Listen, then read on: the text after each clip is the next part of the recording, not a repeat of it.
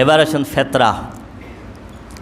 عن أبي سعيد الخدري رضي الله تعالى عنه قال كنا نخرج زكاة الفطر في زمان النبي صلى الله عليه وسلم صاعا من طعام أو صاعا من شعير أو صاعا من تمر أو صاعا من عقد أو صاعا من زبيب।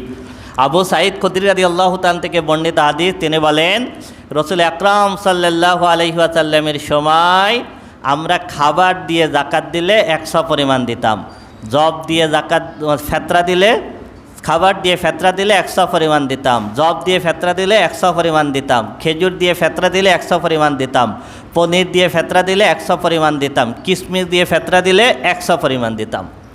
আন আসমা বিনত আবি বকর রাদিয়াল্লাহু তাআলা আনহা قالت كنا نؤدي زكاة الفطر في عهد النبي صلى الله عليه وسلم مدين من قمح। আসমা বিনত আবি বকর রাদিয়াল্লাহু তাআলা আনহা বলেন রাসূল আকরাম সাল্লাল্লাহু আলাইহি সাল্লামের সময় আমরা গম দিয়ে ফেতরা দিলে 2 মুদ্দ দিতাম, 2 মুদ্দ দিতাম। 4 মুদ্দ সমান 100, 4 মুদ্দ সমান কি 100, আর 2 মুদ্দ সমান হলো অর্ধ শ।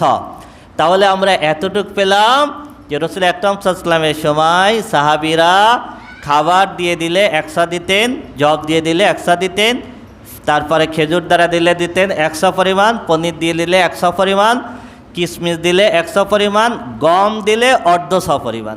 তার মানে ওই সময় গমের দাম বেশি ছিল, গমের দাম বেশি ছিল। তার মানে হলো এইবার প্রশ্ন হলো 100 পরিমাণ সমান কত? 100 সমান হলো 3 কেজি 300 গ্রাম। 100 সমান কত? 3 কেজি 300 গ্রাম। তাহলে আপনি যদি গমের হিসাব ধরেন তাহলে অর্ধ শ সমান হলো 1 কেজি 650 গ্রাম, 1 কেজি 650 গ্রাম। তাহলে আপনি যদি সবথেকে ভালো গমের আটা ধরেন তাহলে তার 1 কেজি 650 গ্রাম যেটা আসে সেটা হলো সর্বনিম্ন ফেতরার পরিমাণ। এই ফেতরার পরিমাণ আমাদের খুলনা জেলা ইমাম পরিষদ বলেছেন 100 টাকা, ঢাকা ইসলামিক ফাউন্ডেশন বলেছেন 110 টাকা। এটা হলো সর্বনিম্ন পরিমাণ ফেতরার পরিমাণ, 100 টাকা বা 110 টাকা 1 কেজি 650 গ্রাম সবথেকে ভালো গমের আটার দাম থেকে এই হিসাবটা বের করা হয়েছে। এখন কথা হলো রাসূল আকরাম সাল্লাল্লাহু আলাইহি সাল্লামের সময় শুধুমাত্র গমের হিসাবদের গম থেকে কি দেওয়া হতো না, সাহাবা আজমাইন রাদিয়াল্লাহু তাআলা আনহুম বেশি দিতেন খেজুর দিয়ে। কি দিয়ে দিতেন বলেন? খেজুর দ্বারা। এই জন্য যাদের সচ্ছলতা আছে, যাদের অর্থ সম্পদ একটু বেশি আছে, তারাই গমের 100 টাকার হিসাব ধরবেন না, তারা ধরবেন খেজুরের হিসাব। এবার যদি আপনি খেজুর দিয়ে দিতে চান তাহলে একটা ফেতরার খেজুরের দাম আসবে 3 কেজি 300 গ্রাম খেজুরের দাম। কতটুকু? 3 কেজি 300 গ্রাম। খেজুরের বিভিন্ন দাম আছে, আপনি যে দামের খেজুর দেন সেই দামেই দিতে পারবেন। আপনি 500 টাকার খেজুর যদি স্বাভাবিক কিনে খেয়ে থাকেন তাহলে 500 টাকা ধরে 3 কেজি 300 গ্রামের দাম যা আসে সেইটা হবে একটা ফেতরা। যদি আপনি আর একটু 700 টাকা 800 টাকা দামের তা ধরেন তাহলে সেইটা 3 কেজি 300 গ্রাম যা আসে তাই ধরবেন। খেজুরের দামটা ধরাই হলো প্রকৃত সুন্নাত।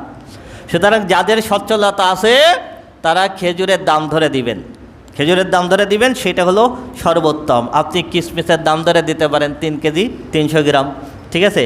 এভাবে যত বেশি দিবেন ততই ভালো। আর সর্বনিম্ন হলো 100 টাকা, সর্বনিম্ন হলো কি 100 টাকা। এখন ফেতরাটা ওয়াজিব কার উপরে? ফেতরাটা ওয়াজিব হলো ঈদের দিন শুবে সাদিকের সময় যার কাছে স্বর্ণ রৌপ্য নগদ টাকা ব্যবসায়ের মাল মিলে এই বছর আনুমানিক 2,10,000 টাকার মতো আছে, তার উপরে ফেতরা ওয়াজিব। তার উপরে কি ফেতরা ওয়াজিব? এটা হলো মাসালা। কিন্তু এর বাইরে আমরা একটা আম মাসালা দিই। আম মাসালাটা কি? মনে করেন 2,10,000 টাকা কয়জন মানুষের কাছে আছে? অনেক মানুষের কাছে ঈদের দিন শবে সাদিকের সময় অনেক মানুষের কাছে থাকে, আবার অনেক মানুষের কাছে থাকে না। এখন ফেতরা দিলে ফায়দা কি? ফেতরা দিলে ফায়দা হলো আমরা যে রোজা রাখি এই রোজার ভিতরে আমাদের অনেক গুনার কাজ হয় না, অনেক ভুল হয় না, অনেক ত্রুটি হয় না। তো রাসূল আকরাম সাল্লাল্লাহু আলাইহি ওয়াসাল্লাম বলেছেন যদি কেউ ফেতরা দেয় তাহলে এইটের বিনিময়ে আল্লাহ রাব্বুল আলামিন রোজার ভুল ত্রুটি মাফ করে দেন। সুবহানাল্লাহ, রোজার ভুল ত্রুটি কী করে দেন? মাফ করে দেন। এখন ফেতরার পরিমাণ তো বেশি না, 100 টাকা 110 টাকা, 100 টাকা বা 110 টাকা, আর উপরে গেলে আরও বেশি। আচ্ছা, তাহলে সেক্ষেত্রে মনে করুন যদি আল্লাহ রাব্বুল আলামিন আল্লাহ রাব্বুল আলামিন আমার রোজার ভুল ত্রুটি কী করে দেন? মাফ করে দেন। এখন আমি ফেতরা দেওয়ার কারণে যদি আল্লাহ রাব্বুল আলামিন আমার রোজার ভুল ত্রুটি মাফ করে দেন, যদি ফেতরা দেওয়ার কারণে রোজার ভুল ত্রুটি আল্লাহ মাফ করে দেন, তাহলে আমার উপরে ওয়াজিব কি ওয়াজিব না, এই মাসালা আমি তালাশ করব কেন? মনে করুন আমার কাছে 2,10,000 নাই, কিন্তু আমি 100 টাকা কী করতে পারি? দিতে পারি। তা আমি দেওয়ার কারণে যদি আল্লাহ আমার রোজার ভুল ত্রুটি মাফ করে দেন, তাহলে আমি দিব।